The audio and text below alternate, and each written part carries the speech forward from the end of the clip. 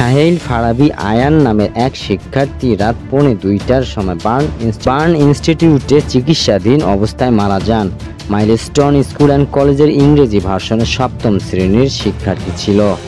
রোববার 27 জুলাই দিবাগত রাত 1:45টায় জাতীয় বার্ন ও প্লাস্টিক সার্জারি ইনস্টিটিউটে চিকিৎসাধীন অবস্থায় তার মৃত্যু হয়।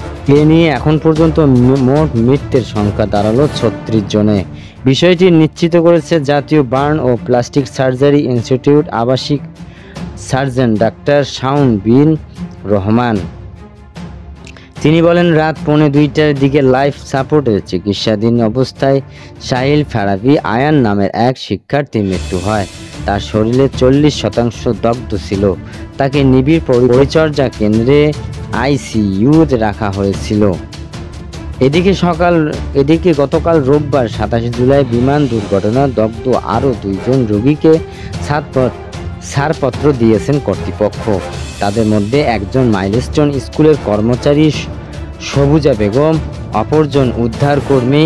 আইসিইউতে ভর্তি 4 জনের অবস্থা এখনও অপরিবর্তিত রয়েছে। রোববার 27 জুলাই দুপুরে নিয়মিত সংবাদ সম্মেলনে এসব তথ্য জানান ইনস্টিটিউটের পরিচালক ডাক্তার নাসিম উদ্দিন। এদিকে মাইলস্টোনের ঘটনা তদন্ত 9 সদস্যের কমিশন গঠন করা হয়েছে।